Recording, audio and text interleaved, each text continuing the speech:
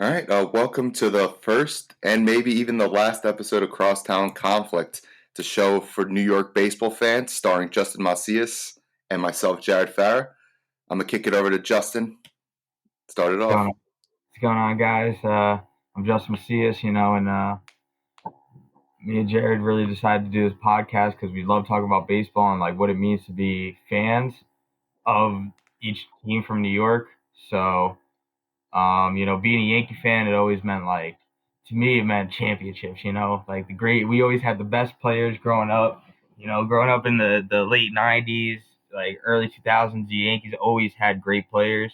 So that's kind of what it meant to be a Yankee fan. You always had great guys to cheer on, and I don't know about the Met fans over there, but it kind of wasn't always the same. No, it was never the same. The Mets fan to be a Mets fan, it means you got thick skin because you're gonna take shit from everyone, but you're gonna keep pushing through. I think that's what it means to be a true like New Yorker or dude from New Jersey, because life's No, gonna get you down. yeah, And you turn on baseball to make everything go away for a little. But for us, baseball keeps you down too, never and had. you just got to learn to take the punches. And I think it makes you a stronger person. No, definitely, that's for sure. But So, next, I think hey, we're just right on to the outlooks. nah, first, tell me, when did you know you were a Yankees fan? Uh, well, I pretty much had no choice. Like from start, my dad was like, "Yo, you're gonna be a Yankee fan, and you're kind of not gonna live here anymore." So I was like, yeah, "I guess I'm gonna be a Yankee fan. I have no choice." But like definitely the first time where I fell in love with being a Yankee fan is like just going to your first game. You walk in, you smell like the grass, like you see like back then it was the old Yankee Stadium. You just seeing like all the history of it. It really brought you to like wow, like my dad sat here and watched Thurman Munson and Reggie Jackson, and now I'm here watching Derek Jeter, and it's just that lineage that you get from like being there at the field for the first time. I'm sick as fuck. My first game, my first memory is watching Mo Vaughn strike out. I But think for my me, first like no game one we really won knows like how I 10-0. became a Mets fan. How did you become a Mets fan? Shit, dude. I think no one really knows. But like today, like everyone in my family is sort of a Mets fan now because I just every year for my birthday, the first week of April, like that's I don't want to party, I don't want to go out. Let's just go family to a Mets game, and it turned into a thing every year. But I don't remember why. I think the origin story is like me and my brother shared a PlayStation, and the Yankees were always the best team in the video game. And he would get first pick, player one. He would take the Yankees, and then player two stepped in, and I just took the New York Mets, and I just haven't looked back since. And then the first game, I think was 2002, the 40th anniversary. My mom got us tickets. We sat all the way in the nosebleeds, watched the Mets beat the Expos 2-0, and I've been a sucker ever since. That's how you fell into it. Damn. Yeah. All from a video game. Yeah. That's crazy. And then I truly learned what it meant to be a Mets fan in 2006.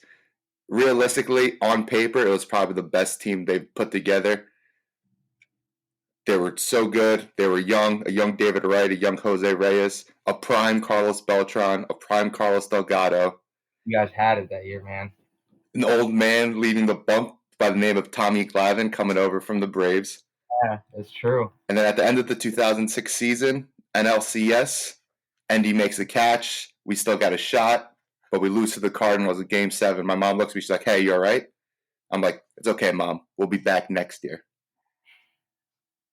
And then it went on the worst 5-year run imaginable. So how does like I gotta ask, how does 2015 fit in there for you? Like how was that to like the soul? It hurt. It hurt in the moment, but looking back, it was a great run. Because one, we shouldn't have been there. We didn't belong in the World Series that year. We didn't belong in the playoffs that year. We Yeah, floated. We were about 2 or 3 games over 500. We had John Mayberry Jr. and Eric Campbell batting 3 and 4 in the month of July, and yeah, that, season was over. But like we were a couple games over 500, and ownership said, "Fuck it, let's go for it." We got a bunch of young arms. We got Matt Harvey. We got Jacob DeGrom. a rookie Syndergaard, a rookie Yeah, it was like Steven Matz, and the GOAT yeah. Bartolo Colon. Can't And they traded for Yoenis Cespedes, and the man hit 15 home runs in 30 days, in 30 games, and took us to the playoffs on his back.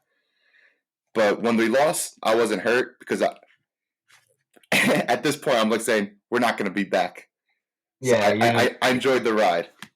nah. That's good. I could honestly like, despite the Yankees always being up, I'll never forget '04. '04 hurt. Like being like living in New Hampshire, like that was the thing. I grew up a Yankee fan in New Hampshire, so living there and then experiencing '03 and the highs of '03 and then losing in '04 like that, that was the day I think I turned to my dad. I was like, I think this is how a Mets fan feels. Nah, you have no idea. So 04 was it? Boston came back. Boston came 03 back 3-0. heartbreaker to a Miami, not even a Florida Marlins team that shouldn't have been there. Oh yeah, freaking young Josh Beckett traded for Pudge. Dontrell Willis, AJ Burnett, Willis. Wasn't Miguel Cabrera a rookie Miggy, Miguel Cabrera like hits a home run off Roger Clemens? Like Jesus, that I one think hurt. they had Derek Bell. Yeah. They had a ragtag group of fucking all-time baseball players on that team, and Oh yeah, unproven, just there, but you were like 3 years away from really knowing who the hell they were. shit, bro. But they made it, and then they took that team apart like that, like Thanos. Oh, like that, like that. It's like what they did in '97. Once they won in '97, that team was gone. Dude, what happened? Okay, so when was the last time the Yankees won the World Series in 09? I think that was probably one of the better infields of all time. Oh yeah, one of the best like assembled in Mark Teixeira, Cano in his prime, pre-steroids. Yeah. Jeter, That was prime Jeter, steroids. A-Rod, like that might have been mid-steroid. We don't. You never know. The man can't hit. They never do it when they're on the Yankees. That's what I'm just convinced about. Yeah, neither did Giambi. All right, Nah, so he got it from Oakland. let's see. Yeah, him with Big Mac out there. All right, so we got the 2021 season. It's around the corner. It's going to start in April. No summer baseball, no 60-game bullshit. How do you think the Yankees are looking realistically? Not as a Yankee fan, realistically. Realistically, I mean, you just look at it on paper. If we're healthy, we're the best team in baseball, or best team. I wouldn't say in baseball, but the best team in the American League. I mean, like I don't think that there is a team on paper better than us, health wise. If everybody's staying healthy, you got to think you got Gio Urshela who could easily hit 320, and he's shown it in a full season. He's batting 8. Clint Frazier is a young stud batting 9. Like, that's just not even talking about the heart of our order. And I think out like even looking outside of a Yankee fan, like you can really see this team is we want to win this year. Yeah, I'll agree with you there, except one thing. That starting rotation is the most suspect it's been in probably 5 years, and before that, 35 years. Yeah, because I mean, honestly, the best way to describe it is Garrett Cole and a bunch of question marks. Yeah, you don't know what you're getting. You're relying on some people's past years to be what they're having this year, but I think the upside outweighs the questions. If we get upside Corey Kluber, we're getting almost a Cy Young candidate. If we get upside Jameson Taillon, he's a second overall draft pick. If we get upside, Severino when he comes back, that's a Cy Young candidate too. So it's like the upside for the guys that we have pitching, I think was a bold move for Cashman to do, and I think if it all works out, he's a genius. But if not, then you just kind of scrap it and run it back in another year. What do you think about Corey Kluber being this year's Rick Porcello? Just depending on someone's upside after a rough couple of years. But that's the thing. I think that it's a difference because Corey Kluber had a longer stretch of doing it.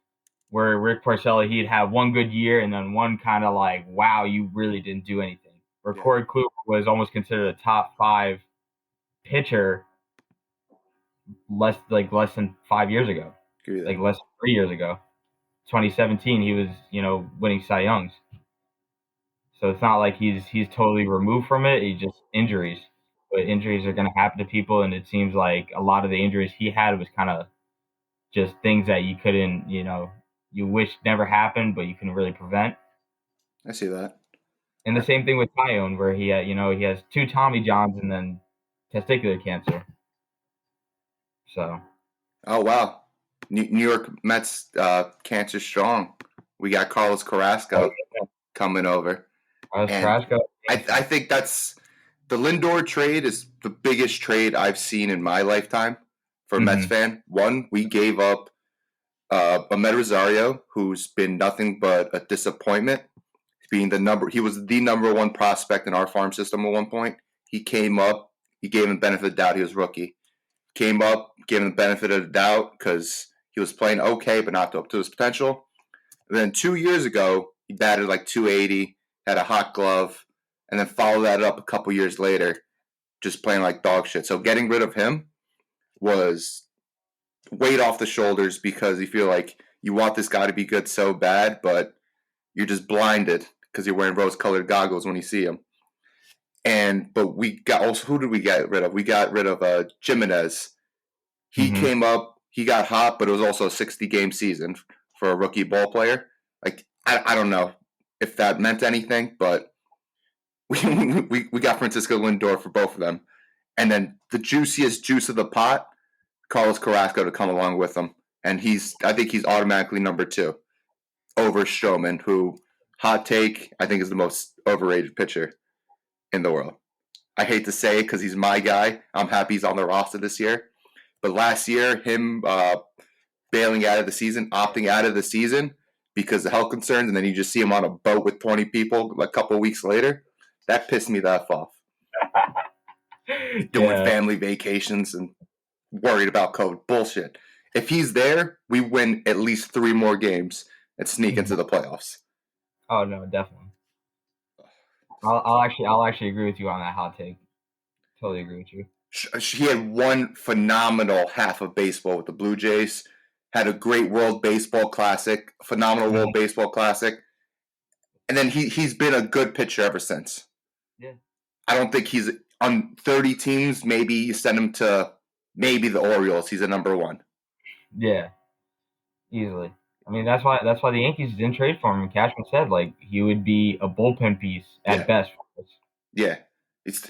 That's crazy talking shit. But the Yankees would love to have him this year. That's one thing for Maybe, sure. He'd be maybe, he'd be a juicy number three for the Yankees. maybe. But right now he's gonna be number three. He's gonna bump down to number four when Syndergaard comes back. I Yeah. think he overtook Syndergaard for the most overrated pitcher in my book. But like I think it's just because I watch him every 5 days and I'm disappointed half the time. But when you look back at his numbers, he has great fucking numbers. He had one bad year. Realistically, Who he's was just Stroman injury prone. or Syndergaard? Oh, and that jerk off telling people he doesn't need to go see a doctor. What does he break his fucking ribs or something? Get the fuck motherfucker. All right. But outlook for the Mets this year, it's different with new ownership. We got our old GM back, Sandy Alderson, who put that young 2006 team together. He put together that 2015 team. He made that trade for Cespedes. He knows what he's doing. Baseball people like him. And we're not going to fucking sign Todd Frazier for a third time. You can't don't put it out of realm, man. Well, All of a big sudden the fan trade of the deadline Todd comes father. by. I would love to have a beer with the Todd father. I don't want Oh, him playing exactly. third base and batting 198 for my team in the fourth spot because that's where Brody Van Wagenen thinks he should be. Cano batting three, Frazier batting four. What bullshit was that? Oh, one other thing. How do you feel about GMs calling games nowadays instead of letting the manager put together lineups and position players? I mean, that's difficult because there are some times where you see it works like where a GM kind of does construct a team to where it's like if you don't let the lineup work this way, it's not going to work. So I can see where the conflict comes, but I definitely think it has to be like more of a back and forth. Like the managers, I think do, but that's also the thing. I think managers don't have that urgency nowadays, where it's like I can make in-game decisions, and they want to make them so much that they almost outplay themselves, and it's like Yeah, the GM's making team is a good thing. Like say the Rays. The Rays are the Rays built the on Rays. the computer programming. They put together a lineup. They got there, but because of analytics, they took out Snell in that game. Yeah, Anyone watching the game, anyone who knows anything about baseball knows he stays in that game. you don't take him out. That's just your best. That's your best pitcher. He's like you bred this kid, and he's pitching for you in the World Series, and you're gonna take him out after 6 when he was looking dominant. You don't do that. But like you can't take into account the rush of being in the World Series, wanting the ball in your hand, having the weight of the shoulder on your back. Some guys can handle it. I think he's one of those guys, and you took him out. The next Yeah, guy gets fucking rocked. and that's where I think we're like I've always thought, and it said like that analytic stuff. It's gonna win you the regular season. It doesn't mean anything in the playoffs. No, Doesn't mean anything in the no. playoffs. That's where I think the manager's got to have that feel of the game, flow of the game, like what who's on today, who's not, who has it, who doesn't. You know what? Analytics are fantastic for a 162 season game because with analytics, every now and then you're going to come across teams 4 and 5 pitchers where you know you can hit them. When you're in the playoffs, you're seeing their 1, 2, 3 every single day. You're sitting the best of the best every day, and you got to just be able to manage by gut, play by gut.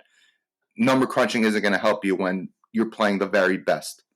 Oh yeah, and it's like one of the biggest examples of that would be like I always think about 2013 when the Yankees were in the playoffs, and or no, it's 2012, and they literally sat A-Rod and then they pinch hit A-Rod in the ninth down a run for Raul Ibanez.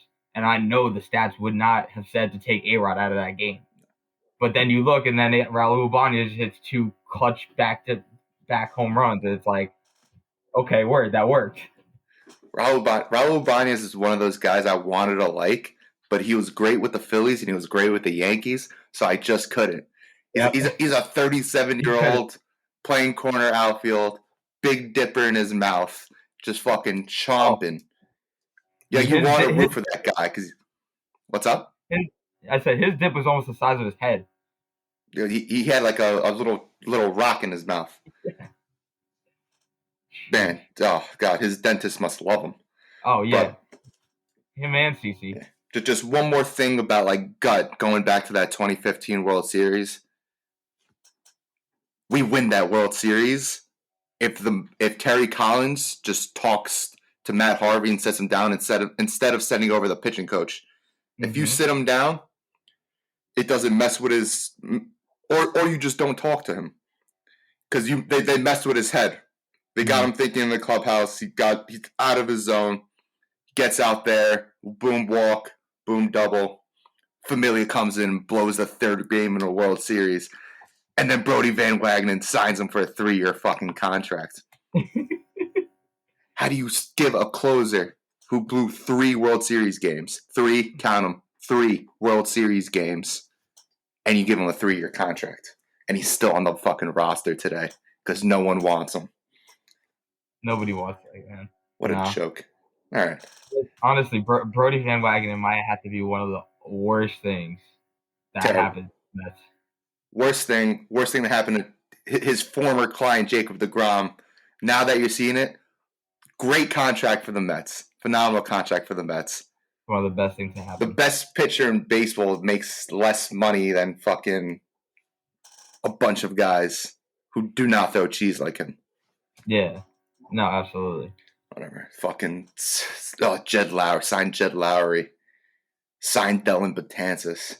The only thing he did well was trade for Just Dingers Davis. JD Davis. JD Davis, yeah. That was a good move. Has a shit glove, but that man's got fast hands, and I love it. Traded away Jared Kalenic. Edwin Diaz, fuck it. The one thing about Mets Twitter is split 50-50 about that man. some people are like, oh, he's got the best numbers, and all I see is fucking 45% blown saves.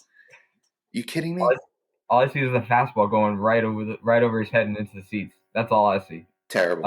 A dead fastball going right over his head. When he's on, he's on, but Mm-hmm. it's When he only doesn't it's only half the time. Yeah, when he doesn't have it, it's painful to watch because that fastball it doesn't have any life to it.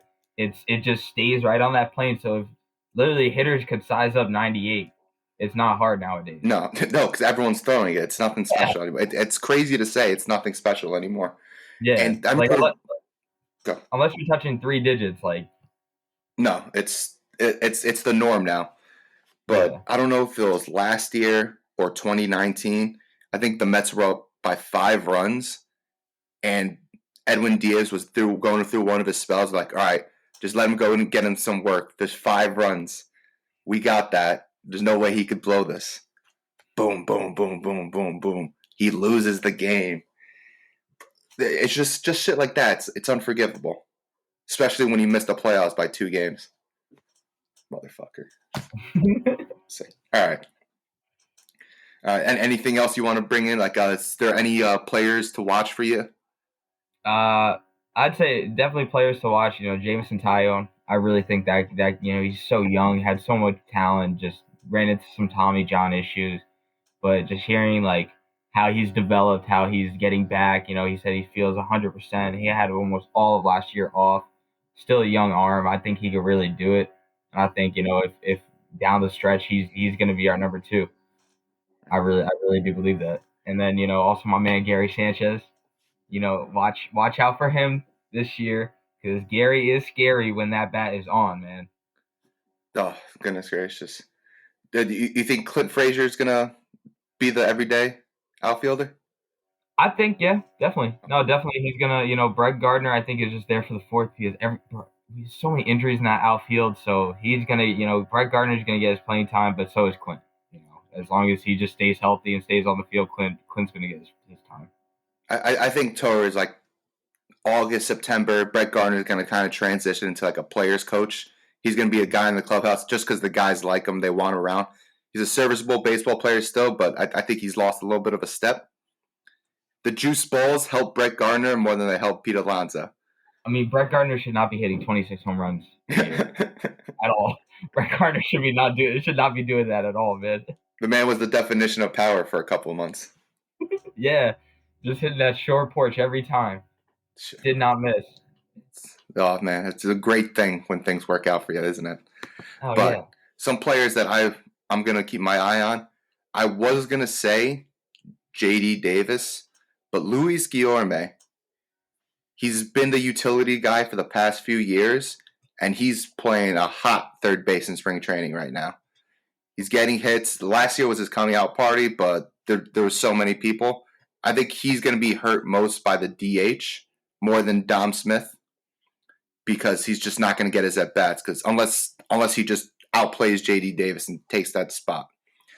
And for relief pitchers, honestly, I knew I was a little bit older and I didn't really know people outside of the NL East much because I had no idea who Trevor May was until they got him. He's nice. He's really good, man. One, he's a big boy, got a power fastball, and he makes memes on the internet. He's a I don't want to say better, but he's a less troll version of Trevor Bauer because he's just out here playing video games, playing baseball, not starting any controversy. He's just getting it done, and he's a fucking big dude, bro. I want to see a Yankees Mets brawl. You got Judge, you got Stan, we got Betances, we got May.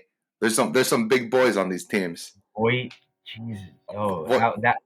that would be a wild brawl. That'd be great. I would love to see that. Just one brawl. How many times did they play this year? 6 or is it 8?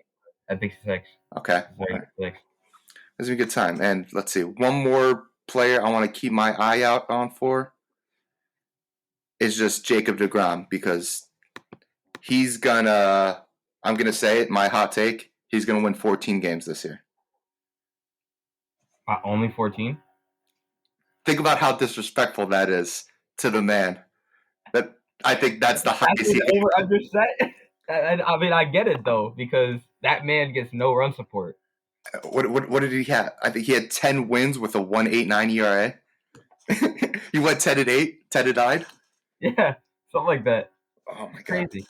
His worst season, I think it was like he had like a 3.5 or 3.9, and he got a 15-win season. But the Mets came in fourth place, so it doesn't matter. The Mets are wasting that man's career, and They that's are. that's the best outlook I have with new ownership. They're going to try to protect this guy. They got Lindor. I think they're going to extend Lindor. They're going to extend Michael Conforto, who's low key. Like I don't care if you want to give him 25, but he's a top 25 baseball player. He's a top 25 baseball. Like you might even if you have him at 25, he's there. I don't know, man. That's We'll save that for a later episode. okay. Well, yeah, we got to dissect that a little bit more. But Bro, he's up there. When that man is on, when I get it when he's on, he's on. But he's so inconsistent. bro, they messed him up. The Mets messed him up because when he was young, they only pitched him against righty pitchers. They would have him in a platoon swap. He wouldn't play against lefties, so he couldn't hit against them. The last 2 years, he's probably been the Mets' best player. I can see that. All right. Anything else you got looking forward to the season? That's pretty much it. I mean, just looking forward to what this pitching staff can do. I'm really excited to see Devi. I want to see that young man, really take his like that next step this year and really hopefully take over that 3 or 4 spot. Okay. Do you think Domingo Germán's going to win the Chris Brown Award this year? I can see it. He's pitched really good this year, man. Like I don't know, but that's also, I can see why the Yankees you don't give up on a talent like that because He's going to yeah, go 4-0, and everyone's going to forget that he has the hands. everybody forgot. It's like that meme. You ever see Chris Brown messes up all year just to dance his way back into our hearts at the BET Awards?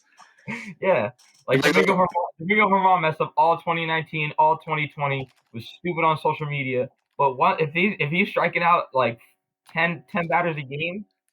It's not going to He'll matter. No, it's forget not going all to of it. matter. It's Yeah. going to just be salty Mets and Red Sox trolls on Twitter like, oh yeah, yeah. Oh, That's not the only thing he's beating. yeah. All right. He hits a batter, he's gonna be like, that's not the only thing he hits. Like, okay, you got that. All right. So going on throughout the show, hopefully at episode 2 and every episode behind that, we're going to try to do some segments. We're going to have the GOAT of the week. There's so many GOATs this year, and we're gonna have a new GOAT every week, one of each of us. Justin, who's your GOAT of the week? My goat of the week is definitely gonna go to Gary Sanchez. That man has just been eating it up in spring training.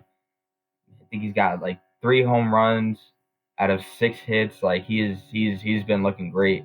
So that's cracking. That's my go-to. Hey, okay, all right.